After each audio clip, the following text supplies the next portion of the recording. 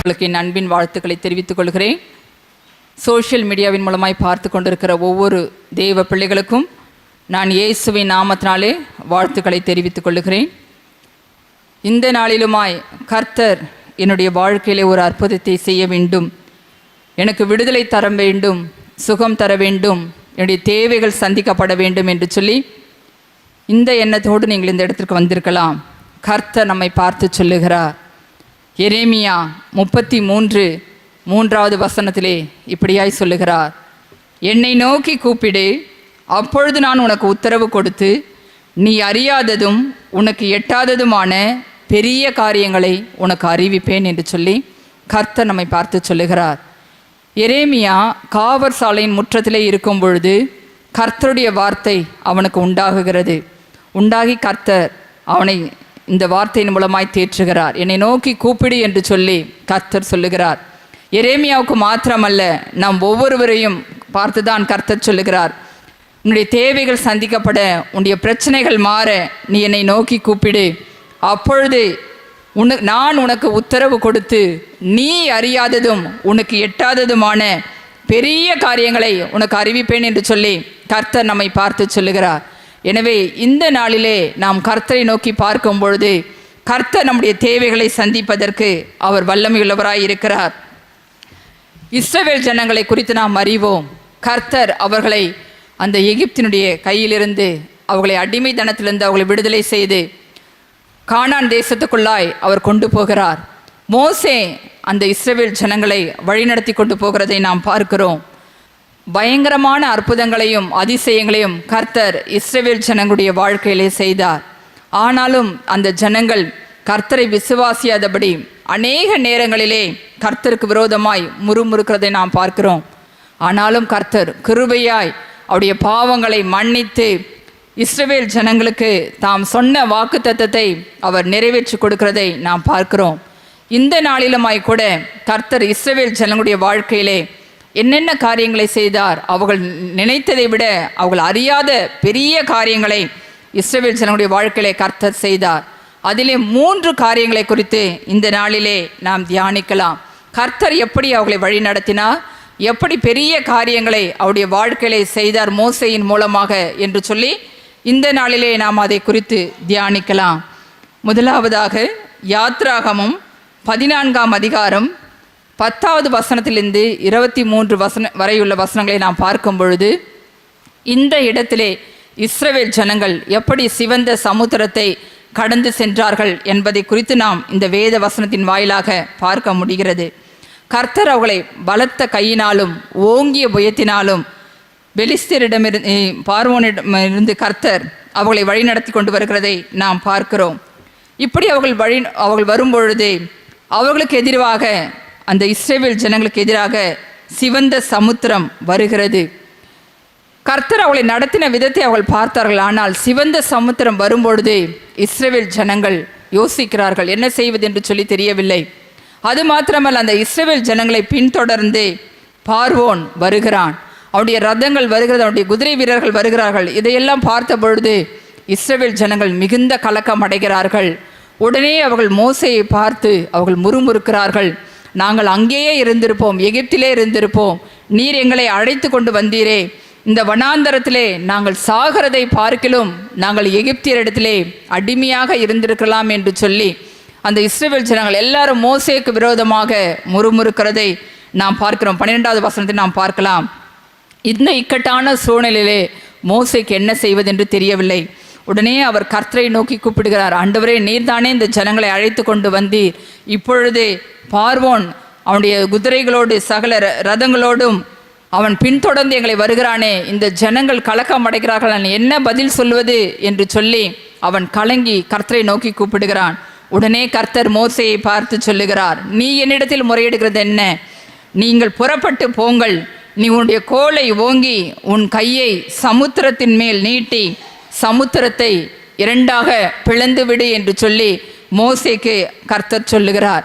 உடனே பாருங்கள், மோசே அவன் என்ன பண்ணுகிறான், தன்னுடைய கையை நீட்டி அந்த சிவந்த சமுத்திரத்தை 2ஆக பிளக்கிறான். கையை நீட்டின பொழுது அந்த சிவந்த சமுத்திரமானது 2ஆக பிரிந்து போயிற்று.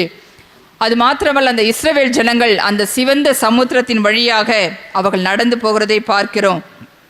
21ஆம் வசனத்திலே இப்படியாய் சொல்லப்பட்டிருக்கிறது, மோசே தன் கையை சமுத்திரத்தின் மேல் நீட்டினான். அப்பொழுது கர்த்தர் ரா முழுதும் பலத்த கீழ்காற்றினால் சமுத்திரம் ஒதுங்கும்படி செய்து அதை வறண்டு போக பண்ணினார். ஜலம் பிளந்து பிரிந்து போயிற்று. இஸ்ரவேல் புத்திரர் சமுத்திரத்தின் நடுவாக வெட்டாந்தரையிலே நடந்து போனார்கள். அவர்கள் வலதுபுறத்திலும் அவர்கள் இடதுபுறத்திலும் ஜலம் அவர்களுக்கு மதிலாக நின்றது. பாருங்க, எவ்வளவு பெரிய காரியத்தை கர்த்தர் அந்த இஸ்ரவேல் ஜனங்களுக்கு செய்திருக்கிறார். அவன் மோசே ஒரு சாதாரண மனிதன்தான். ஆனால் அவன் தன்னுடைய கையை நீட்டின பொழுது கர்த்தர் அந்த சிவந்த சமுத்திரத்தை பிளக்கும்படி செய்கிறார்.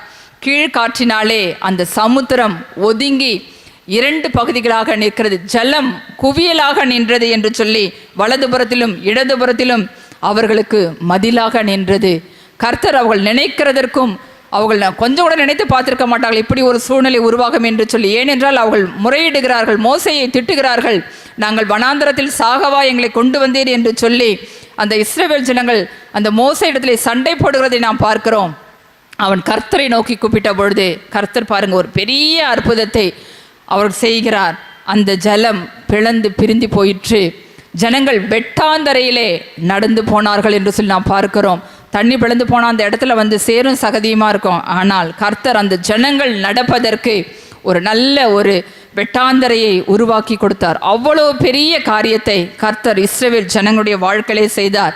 அது மாத்திரமல்ல, இவர்களை பின்தொடர்ந்து அந்த பார்வோனும் அவனுடைய ரதங்களில் இருக்கிற சேனை வீரர்களோடு வருகிறார்கள். அவர்கள் வரும்பொழுது அவர்களும் அந்த சிவந்த சமுத்திரத்திலே வந்து விடுகிறார்கள். இவர்களை பின்தொடர்ந்து வந்து விடுகிறார்கள். உடனே கர்த்தர் சொல்லுகிறார், நீ உன்னுடைய கையை சமுத்திரத்தின் மேல் நீட்டு என்று சொல்லுகிறார். மோசே தன்னுடைய கையை நீட்டின பொழுது பாருங்க, அந்த பிளந்து பிரிந்து நின்ற அந்த ஜலமானது 2 மதிலாக நின்ற அந்த தண்ணீரானது அந்த பார்வோனையும் அவனுடைய சேனையும் மூடிக்கொண்டதை நாம் பார்க்கிறோம். இஸ்ரவேல் ஜனங்கள் கடந்து போகும்பொழுது அவர்கள் வெட்டாந்தரையிலே கடந்து போய்விட்டார்கள். அவர்களை பின்தொடர்ந்து வந்த அந்த பார்வோனும் அவனுடைய சேனைகளும் பாருங்க அந்த சிவந்த சமுத்திரத்திலே அமிழ்ந்து மாண்டு போனார்கள். ஒருவனாகிலும் தப்பவில்லை என்று சொல்லி வேதம் சொல்லுகிறது. அவ்வளோ பெரிய காரியங்களை கர்த்தர் இஸ்ரவேல் ஜனங்களுக்கும் மோசேக்கும் செய்தார் என்று சொல்லி நாம் இந்த வேத வசனங்களின் வாயிலாக அறிந்து கொள்ள முடிகிறது. எனக்கு அன்பான சகோதரனே சகோதரியே, இந்த நாட்களிலுமாய் கூட உங்களுக்கு விரோதமாய் பகைவர்கள் எழும்பி வரலாம். உங்களை விரோதித்து எப்படியாகிலும் உங்களை அழித்து விடலாம் என்று சொல்லி அவர்கள் உங்களை பின்தொடர்ந்து வரலாம். உங்களுக்கு விரோதமாய் பல காரியங்களை செய்யலாம். ஆனால் நீங்கள் கர்த்தரை நோக்கி ஜெபிக்கும் பொழுது, கர்த்தரை நோக்கி கூப்பிடும் பொழுது, அந்த எதிரிகளை எப்படி எகிப்து பார்வோனையும் அவருடைய சேனையும் கர்த்தர் மடங்கடித்து அவர்களை ஒன்றுமில்லாமல் நிர்மூலமாக்கி போட்டாரோ, அதே போல உங்களுக்கு விரோதமாய் எழும்பி வருகிற எல்லா பொல்லாத மனிதர்களையும் கர்த்தர் சங்காரம் பண்ணி உங்களுக்கு ஒரு அற்புதத்தை உங்களுடைய வாழ்க்கையிலே செய்வார். மோசே கர்த்தரை நோக்கி கூப்பிட்டான், கர்த்தர் அவனுக்கு உதவி செய்தார். அதே போல நீங்கள் நெருக்கத்தின் மத்தியிலே, பிரச்சனைகளின் மத்தியிலே, போராட்டங்களின் மத்தியிலே கர்த்தரை நோக்கி கூப்பிடும் பொழுது கர்த்தர் நிச்சயம் உங்களுடைய எதிராளிகளை மடங்கடித்து உங்களை பாதுகாப்பார். அது மாத்திரமல்ல, நீங்கள் சிவந்த சமுத்திரத்தை எப்படி அவர்கள் ஈஸியாய் கடந்து சென்றார்களோ அதே போல உங்களுடைய வாழ்க்கையில் காணப்படுகிற பிரச்சனைகள், போராட்டங்கள் எல்லாவற்றையும் தாண்டி செல்வதற்கு என் தேவனாகிய கர்த்தர் உங்களுக்கு இரக்கம் பாராட்டுவார். இரண்டாவதாக நாம் பார்க்கும் பொழுது கர்த்தர் எப்படி அந்த இஸ்ரவேல் ஜனங்களுக்கு பெரிய காரியங்களை செய்தார் என்று சொல்லி நாம் பார்க்கலாம். அதே யாத்ராகமம் 15ஆம் அதிகாரம் 22 26 வரை உள்ள வசனங்களை நாம் பார்க்கும் பொழுது இந்த இடத்திலே அந்த இஸ்ரவேல் ஜனங்கள் மாராவிற்கு வருகிறார்கள். சூர் வனாந்தரத்திலே வந்து அவர்கள் வரும்பொழுது அங்கு தண்ணீர் கிடைக்கவில்லை. அந்த தண்ணீர் கிடைத்த தண்ணீர் கூட அங்கே பாருங்க அது கசப்பாய் இருந்தது. அந்த ஜனங்கள், இஸ்ரவேல் ஜனங்கள் அந்த தண்ணீரை குடிக்க முடியாமல் மிகவும் கஷ்டப்பட்டார்கள். உடனே அந்த ஜனங்கள் மோசேக்கு விரோதமாக முறுமுறுத்து நாங்கள் எண்ணத்தை குடிப்போம் என்று சொல்லி மோசேயை அவர்கள் திட்டுகிறதை நாம் பார்க்கிறோம். அதற்கு முன்பாக தான் கர்த்தர் ஒரு பெரிய அற்புதத்தை செய்து அந்த பார்வோனிடமிருந்து கர்த்தர் அவர்களை விடுதலை செய்து அவர்களை கொண்டு வருகிறார். அதையெல்லாம் அந்த இஸ்ரவேல் ஜனங்கள் பார்க்கிறார்கள். ஆனாலும் தண்ணீர் கிடைக்கவில்லை என்று சொல்லி அவர்கள் வரும்பொழுது 3 நாட்கள் அவர்கள் தண்ணீர் கிடையாமல் அந்த வனாந்தரத்திலே நடந்தார்கள். அந்த கிடைத்த தண்ணீர் கூட அந்த மாறாவில் வந்தபோது அவளுக்கு தண்ணீர் கிடைக்கிறது. ஆனால் அந்த தண்ணீர் கூட கசப்பாக இருந்தது, குடிக்க முடியாதபடி அது கசப்பாக இருந்ததினாலே அவர்கள் மிகவும் மோசேக்கு விரோதமாக முறுமுறுக்கிறார்கள். உடனே மோசே கர்த்தரை நோக்கி கூப்பிடுறான். ஏனென்றால் மோசேக்கு என்ன செய்வது என்று தெரியவில்லை. அவன் எந்த காரியமாக இருந்தாலும் கர்த்தரை கேட்டு கேட்டு நாம் செய்கிறதை நாம் பார்க்கிறோம். அப்படியா இந்த ஜனங்கள் முறுமுறுக்கும் பொழுது மோசே கர்த்தரை நோக்கி கூப்பிடுகிறான். 25வது வசனத்தை நாம் பார்க்கிறோம். மோசே கர்த்தரை நோக்கி கூப்பிட்டான். அப்பொழுது கர்த்தர் மோசேக்கு ஒரு மரத்தை காண்பித்தார். அதை அவன் தண்ணீரில் போட்டவுடனே அது மதுரமான தண்ணீராயிற்று என்று சொல்லி இந்த 25வது வசனத்தை நாம் பார்க்கிறோம். கர்த்தர் மறுபடியும் மோசேக்கு ஒரு மரத்தை காண்பிக்கிறார். அந்த மரத்தை நீ அதில் தண்ணீரிலே போடு, அது போட்டவுடனே அது குடிப்பதற்கு நல்ல ஏற்ற தண்ணீராக மாறிவிடும் என்று சொல்லி கர்த்தர் மோசேனிடத்தில் சொல்லுகிறார். உடனே மோசே கர்த்தர் காண்பித்தபடியே அந்த மரத்தை வெட்டி தண்ணீரிலே போடுகிறான். பாருங்க, அது தண்ணீரில் போட்ட உடனே அந்த தண்ணீர் மதுரமாயிற்று என்று சொல்லி நாம் பார்க்கிறோம். அதன் பின்பாக அந்த இஸ்ரவேல் ஜனங்கள் அந்த கசப்பாயிருந்த அந்த தண்ணீர் மாறி மதுரமாய் மாறின தண்ணீரை குடித்து அவர்கள் சந்தோஷமாக இருந்திருப்பார்கள். அப்படி ஒரு சாதாரண மரம்தான், ஆனால் அந்த கசப்பாயிருந்த தண்ணீரை கர்த்தர் அந்த நாளிலே அவர்களுக்கு மதுரமாய் மாற்றி கொடுத்தார். இன்றைய நாளிலுமாய் கூட உங்களுடைய வாழ்க்கையில் கூட சில கசப்புகள் ஏற்பட்டு இருக்கலாம். இந்த கசந்த வாழ்க்கை என்று சொல்லி நீங்கள் சோர்ந்து போய் நீங்கள் ஜெபித்து கொண்டு இருக்கலாம். கர்த்தர் அந்த கசந்த வாழ்க்கையை மாற்றுவதற்கு அவர் வல்லமையுள்ளவராய் இருக்கிறார். கலாத்தியர் 3:13 சொல்லப்பட்டிருக்கிறது, மரத்திலே தூக்கப்பட்ட எவனும் சபிக்கப்பட்டவன் என்கிற வேத வசனத்தின்படி நியாயப்பிரமாணத்தின்படி கிறிஸ்து நமக்காக சாபமாகி நியாயப்பிரமாணத்தின் சாபத்திற்கு நம்மை நீங்களாக்கி மீட்டு கொண்டார். இயேசு கிறிஸ்து நமக்காக அவர் சிலுவை மரணத்தை சுமந்தார். பாருங்கள், நம்முடைய பாடுகள், அவமானங்கள், நம்முடைய வேதனைகள், உபத்திரவங்கள், கசப்புகள் எல்லாவற்றையும் இயேசு சிலுவையிலே சுமந்து தீர்த்தார். எனவே அந்த கல்வாரியின் சிலுவையில் அண்டே நாம் வந்து நிற்கும் பொழுது கர்த்தர் நம்முடைய கசப்புகளை மாற்றுவதற்கு அவர் வல்லமையுள்ளவராயிருக்கிறார். எப்படி இந்த இஸ்ரவேல் ஜனங்களுடைய வாழ்க்கையிலே அந்த கசப்பாயிருந்த தண்ணீரை கர்த்தர் மதுரமாய் மாற்றினாரோ, அதே போல் உங்களுடைய வாழ்க்கையிலே காணப்படுகிற எல்லா கசப்புகளையும் மாற்றி உங்கள் வாழ்க்கையை செழிப்பாய் மதுரமாய் மாற்றுவதற்கு என் ஆண்டவராகிய இயேசு கிறிஸ்து வல்லமையுள்ளவராயிருக்கிறார். நாம் செய்ய வேண்டிய காரியம், மோசே கர்த்தரை நோக்கி கூப்பிட்டான். அப்படியாய் நாம் கர்த்தரை நோக்கி கூப்பிடும் பொழுது கர்த்தர் நம்முடைய வாழ்க்கையிலே காணப்படுகிற எல்லா கசப்புகளையும் மாற்றுவதற்கு அவர் போதுமானவராயிருக்கிறார். மூன்றாவதாக இஸ்ரவேல் ஜனங்களுக்கு கர்த்தர் செய்த ஒரு காரியம் என்னவென்று சொன்னால், என்னாகமம் 11ஆம் அதிகாரம் 11 15 வரையுள்ள வசனங்களில் நாம் பார்க்கும் பொழுது இதே இஸ்ரவேல் ஜனங்கள் மோசேயை பார்த்து சொல்லுகிறார்கள், நாங்கள் இறைச்சி சாப்பிட வேண்டும் என்று சொல்லி. பாருங்க, கர்த்தர் அவர்களுக்கு மன்னாவை கொடுத்து அவர்களை போஷித்தார். அது மிகுந்த ருசியாய் இருந்தது. ஆனாலும் அந்த ஜனங்கள் சோர்ந்து போய், எத்தனை நாட்கள் தான் நாங்கள் மன்னாவையே சாப்பிட்டு கொண்டிருப்பது, எங்களுக்கு இறைச்சி வேண்டும் என்று சொல்லி மோசேயை பார்த்து அவர்கள் முறுமுறுக்கிறதை நாம் பார்க்கிறோம். மோசேக்கு என்ன செய்வது என்று தெரியவில்லை. உடனே அவர் என்ன பண்ணுகிறார், கர்த்தரை நோக்கி கூப்பிடுகிறார். 11ஆம் வசனத்தில் நாம் பார்க்கும் பொழுது, அப்பொழுது மோசே கர்த்தரை நோக்கி, நீர் இந்த ஜனங்கள் எல்லாருடைய பாரத்தையும் என்மேல் சுமத்ததினால் உமது அடியானுக்கு உபத்திரவம் வரப்பண்ணினது என்ன? உம்முடைய கண்களில் எனக்கு கிருபை கிடையாமல் போனது என்ன? இவருடைய பிதாக்களுக்கு நான் ஆணையிட்டு கொடுத்த தேசத்துக்கு நீ இவர்களை முளையுண்கிற பாலகனை தகப்பன் சுமந்து கொண்டு போவது போல உன் மார்பிலே அணைத்து கொண்டு போ என்று நீர் என்னுடைய சொல்லும்படி இந்த ஜனங்களை எல்லாம் கற்பந்தரித்தேனோ, இவர்களை பெற்றது நானோ என்று சொல்லி அவன் கர்த்தரை பார்த்து அவன் வேதனையோடு சொல்வதை நாம் பார்க்கிறோம். இந்த ஜனங்கள் எல்லாரும் அதன் கீழே உள்ள வசனங்களை பார்க்கும் பொழுது அவன் தன்னுடைய உபத்திரவத்தை, அந்த ஜனங்களால் அவன் படுகிற வேதனையை கர்த்தரிடத்திலே முறையிடுகிறான். நான் இந்த ஜனங்களை பெற்றேனா? இவர்களெல்லாம் என்னுடைய ஜனங்களால், நீர் தானே இவளை அழைத்து கொண்டு போக சொன்னீர். இப்பொழுது இந்த ஜனங்கள் இறைச்சி கேட்டு அழுகிறார்களே, நான் என்ன செய்வேன் என்று சொல்லுகிறான். அது மாத்திரமல்ல, இந்த ஜனங்கள் எல்லாரையும் நான் ஒருவனாய் தாங்கக்கூடாது, இது எனக்கு மிஞ்சின பாரமாய் இருக்கிறது. உம்முடைய கண்களிலே எனக்கு கிருபை கிடைத்ததானால் இப்படி எனக்கு செய்யாமல் என் உபத்திரவத்தை நான் காணாதபடிக்கு இப்பொழுதே என்னை கொன்று போடும் என்று வேண்டிக் கொண்டான். பாருங்க, அந்த அளவு நெருக்கம் மோசேக்கு. கர்த்தர் அவனை அழைக்கும்போது சொல்கிறான், அவன் கேட்கிறான், கர்த்தருடைய கண்களிலே எனக்கு கிருபை கிடைக்க வேண்டும் என்று சொல்லி யாத்ராகமம் 33ஆம் அதிகாரத்திலே சொல்லும் பொழுது 17வது வசனத்திலே கர்த்தர் அவனை பார்த்து சொல்லுகிறார், என் கண்களிலே உனக்கு கிருபை கிடைத்தது என்று சொல்லி மோசேயை பார்த்து சொல்லுகிறார்.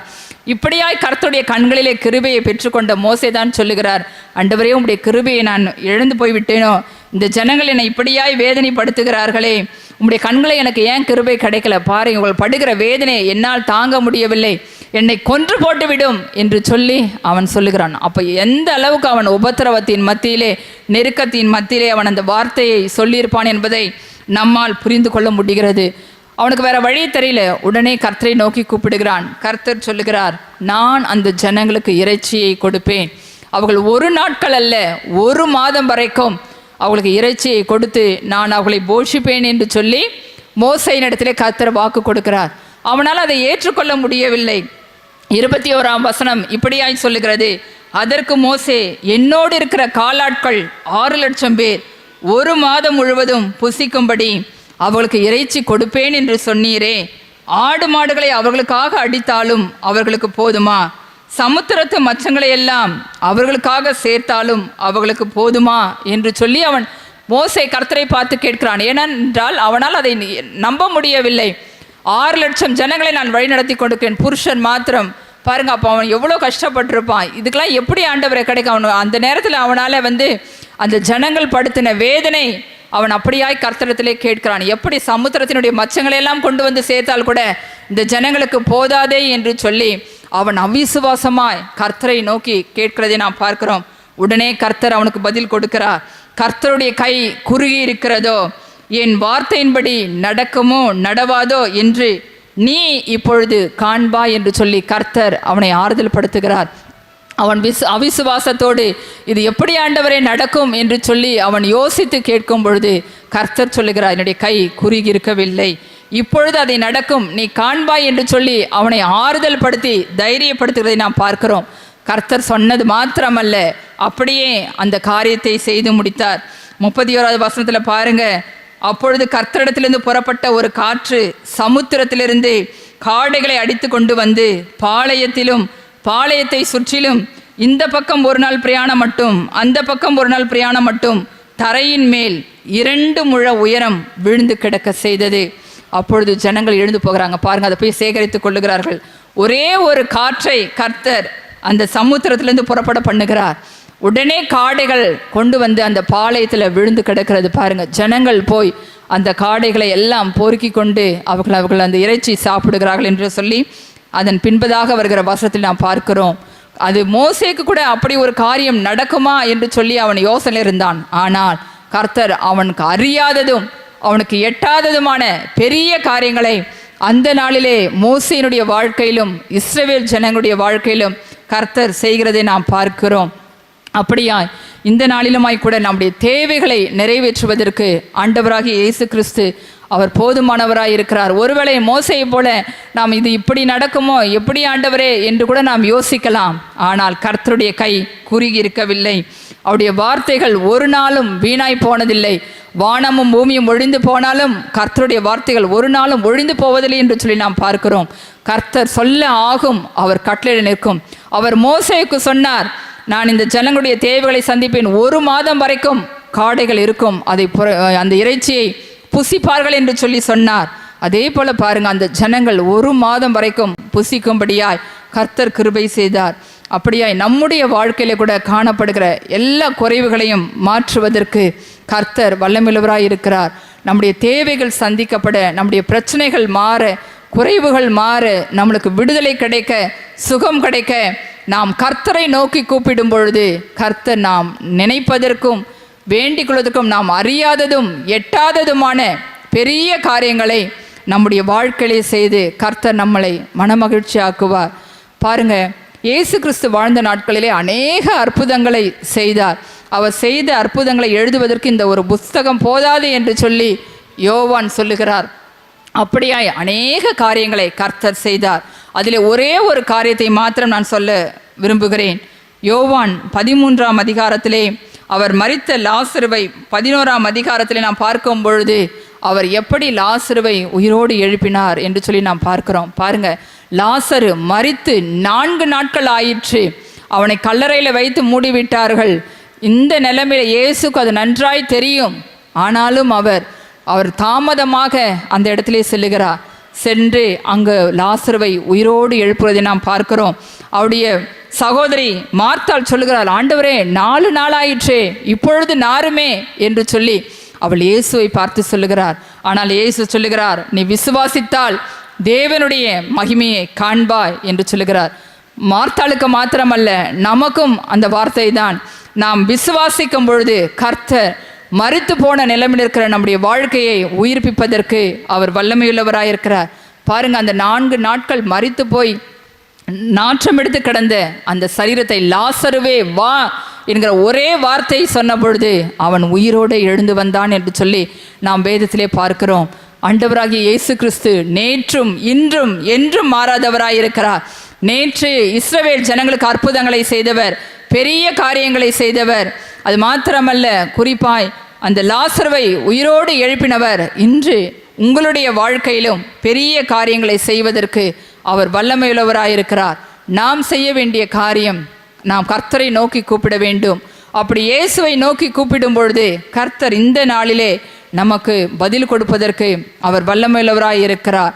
உலக பிரகாரமான ஆசீர்வாதங்களை காட்டிலும் ரட்சிப்பு, பரிசுத்தாவின் அபிஷேகம் நமக்கு பெரிய காரியம். ஏனென்றால் நாம் பரலோகத்திற்கு கொண்டு போய் சேர்க்கிற அந்த ஒரு ரட்சிப்பின் அனுபவத்தை விட பெரிய காரியம் நமக்கு இந்த உலகத்திலே எதுவும் கிடையாது.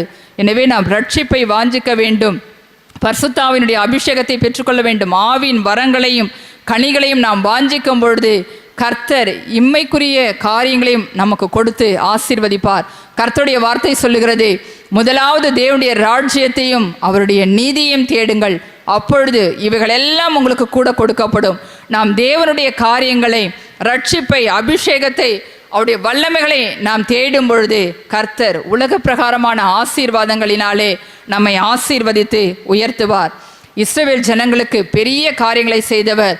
மோசே நினைத்ததற்கும் வேண்டிக் கொண்டதற்கும் அதிகமாய் எண்ணற்ற காரியங்களை செய்த தேவன் இன்று உங்களுடைய வாழ்க்கையிலே பெரிய காரியங்களை செய்து அவர் உங்களை ஆசீர்வதிப்பார். கர்த்தர் அப்படி உங்களை ஆசீர்வதிக்கும்படியா நாம் ஜெபிக்கலாம். அன்பின் பரலோக பிதாவே, நன்றியோடு துதிக்கிறேன் ஆண்டவரே, ஸ்தோத்திரிக்கிறேன் தகப்பனே. என்னை நோக்கி கூப்பிடு, அப்பொழுது நான் உனக்கு உத்தரவு கொடுத்து நீ அறியாததும் உனக்கு எட்டாததுமான பெரிய காரியங்களை உனக்கு அறிவிப்பேன் என்று சொல்லி ஆண்டவரே வாக்குத்தத்தம் செய்திருக்கிறீர். உமக்கு ஸ்தோத்திரம். குறிப்பாக இஸ்ரவேல் ஜனங்கள் ஆண்டவரே, அவள் வழி நடத்தினீர் ஆண்டவரே. அடிமை தனத்திலிருந்து அவளை மீட்டு கொண்டு வழி நடத்தினீர். அதே போல தகப்பனுடைய வாழ்க்கையிலே வந்த எல்லா காரியங்களையும் ஆண்டவரை, தடைகளையும் தகர்த்தெறிந்து நீர் அவளுக்கு பெரிய காரியங்களை செய்து ஆண்டவரே அவளை ஆசீர்வதித்தீர். மோசே உம்மை நோக்கி கூப்பிட்ட பொழுதெல்லாம் ஆண்டவரே நீர் அவனுக்கு கிருபை பாராட்டினீர். இஸ்ரவேல் ஜனங்களுக்கு உதவி செய்தீர் ஆண்டவரே. அப்படியா இந்த நாளிலுமாய் ஆண்டவரே, இயேசுவே எனக்கு இந்த காரியத்திலே உதவி செய்யும் என்று சொல்லி யாரெல்லாம் உம்மை நோக்கி கூப்பிடுகிறார்களோ என் தேவனாகிய கர்த்தர் இப்பொழுது நீர் அவர்களுக்கு மனமிறங்குவீராக. இஸ்ரவேல் ஜனங்களுக்கு இரக்கம் பாராட்டினீரே, ஆவிக்குரிய இஸ்ரவேலராய் இருக்கிற உம்முடைய பிள்ளைகளுடைய வாழ்க்கையிலே என் தேவனாகிய கர்த்தர் பெரிய காரியங்களை செய்யுங்க ஆண்டவரே. அப்பா, நீர் பெரிய காரியங்களை செய்கிற தேவன், ஒருவராய் பெரிய அதிசயங்களை செய்கிற தேவன் ஆண்டவரே. உம்முடைய பிள்ளைகளுடைய வாழ்க்கையிலே ஆண்டவரே அவர்கள் வேண்டிக் கொள்வதை நீர் கொடுத்து அவளை ஆசீர்வதிப்பீராக. கர்த்தருடைய வார்த்தை ஆண்டவருடைய கை குறுகி இருக்கிறதோ என்று சொன்னீரே, ரட்சிக்க கூடாது அப்படி கை குறுகி இருக்கவில்லை, கேட்கக்கூடாது அப்படி செவி மந்தமாகவில்லை ஆண்டவரே. உம்முடைய பிள்ளைகள் உம்மை நோக்கி விசுவாசத்தோடு ஜெபிக்கும் பொழுது அப்பா நீர் வானத்தின் வாசல்களை திறந்து அவருடைய தேவைகளை சந்திங்க. அவளுக்கு எதிராய் வழுவுகிற எல்லா ஆண்டவரே சத்துருக்களையும் நீர் முறியடிப்பீராக. எப்படி பார்வோனையும் அவருடைய சேனையும் சிவந்த சமுத்திரத்திலே முறியடித்து இஸ்ரவேல் ஜனங்களுக்கு விடுதலையை கட்டளையிட்டீரோ, அதே போல உம்முடைய பிள்ளைகளுக்கு விரோதமாய் எழும்பி வருகிற எல்லா அந்தகார வல்லமைகளையும் விக்கிரக வல்லமைகளையும் மந்திர கிரியைகளையும் நஸ்ரேனாகிய இயேசு கிறிஸ்துவின் வல்லமையுள்ள நாமத்தினாலே நான் கட்டுகிறேன் ஆண்டவரே. உம்முடைய பிள்ளைகளை தொடக்கூடாது ஆண்டவரே, நீர் அவர்களை பாதுகாத்துக் கொள்வீராக. அது மாத்திரமல்ல தகப்பனே, மாறாவின் கசப்பான தண்ணீரை மதுரமாய் மாற்றினீரே. உம்முடைய பிள்ளைகளுடைய வாழ்க்கையில காணப்படுகிற கசப்புகள் மாறட்டும் ஆண்டவரே. இருதயத்தினுடைய கசப்புகளை மாற்றுகிறவர் நீர் ஆண்டவரே. எங்களுடைய கசப்புகளை மாற்றும்படியாய் நீர் சிலுவையிலே ஆண்டவரே எங்களுடைய எல்லாவற்றையும் பாரங்களையும் அவமானங்களையும் ஆண்டவரே நிந்தனைகளையும் சுமந்து தீர்த்தி ஒரு விசை அதை நினைத்தருளும் ஆண்டவரே.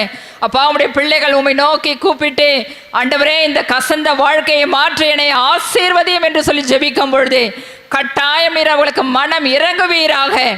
ஆண்டவரே அந்த மாறாவி நீரை மதுரமாய் மாற்றினது போல உம்முடைய பிள்ளையுடைய வாழ்க்கை நீர் மதுரமாய் மாற்றுங்க ஆண்டவரே. நீர் அப்படியே செய்ய போகிறபடினாலும் உமக்கு நன்றி ஆண்டவரே. அது மாத்திரமல்ல தகப்பனே, இஸ்ரவேல் ஜனங்கள் விரும்பின பொழுது ஆண்டவரே அவர்களுக்கு நீர் காடைகளை கொடுத்து ஆசீர்வதித்தீர் ஆண்டவரே. அப்படியாய் நாங்கள் ஜெபிக்கிறோம் ஆண்டவரே. அவர்கள் என்னென்ன காரியங்களுக்காய் ஜெபிக்கிறார்களோ என் தேவனாகிய கர்த்தர் அவருடைய குறைவுகளை நிறைவாக்குங்க ஆண்டவரே. ஒருவேளை அது அவர்களுக்கு ஆண்டவரே பெரிய காரியமாய் இருந்தாலும் என் தேவனாகிய உமக்கு அது லேசான காரியம் ஆண்டவரே. பலம் உள்ளவனுக்காகிலும் பலன் இல்லாதவனுக்காகவும் உதவி செய்வது உமக்கு லேசான காரியம் என்று சொல்லி வேதம் சொல்லுகிறது ஆண்டவரே. நம்முடைய பிள்ளைகளுக்கு ஆண்டவரே நீர் பெரிய காரியங்களை செய்யுங்க ஆண்டவரே. எந்த காரியத்திலே அற்புதம் வேண்டும் ஆண்டவரே, சுகம் வேண்டும், விடுதலை வேண்டும், தேவைகள் சந்திக்கப்பட வேண்டும் என்று சொல்லி உம்மை நோக்கி கூப்பிடுகிறார்களோ இப்பொழுது நீர் அவளுக்கு ஒரு அற்புதத்தை செய்யுங்க ஆண்டவரே. ஆண்டவரே நீர் அற்புதங்களை செய்கிற தேவன். கர்த்தர் நமக்கு பெரிய காரியங்களை செய்தார் என்று சொல்லி ஆண்டவரே நாங்கள் உம்மை துதிக்க ஸ்தோத்தரிக்க ஆண்டவரே நீர் அவளுக்கு உதவி செய்யும்படியாய் நான் ஜெபிக்கிறேன். நீர் அப்படியே செய்ய போகிறபடினாலும் உமக்கு நன்றி ஆண்டவரே. நாங்கள் விசுவாசிக்கிறோம். மரித்து போன லாசருவை உயிரோடு எழுப்பி ஆண்டவரே அந்த குடும்பத்தாருக்கு சமாதானத்தையும் ஆண்டவரே ஆறுதலையும் கொடுத்தது போல உடைய பிள்ளைகளுடைய வாழ்க்கையில ஆண்டவரே எல்லாம் முடிந்தது போனது என்கிற நிலைமையை மாற்றுங்க ஆண்டவரே. உயிர் பெற செய்கிற தேவன் நீர் உயிர்ப்பிப்பீராக. உம்முடைய வல்லமையை விளங்க பண்ணுங்க ஆண்டவரே. நீர் அப்படியே செய்ய போகிற அப்படின்னாலும் உமக்கு நன்றி ஏசப்பா. இயேசு கிறிஸ்துவின் வல்லமையுள்ள நாமத்தில் ஜெபிக்கிறேன் நல்ல பிதாவே, ஆமேன்.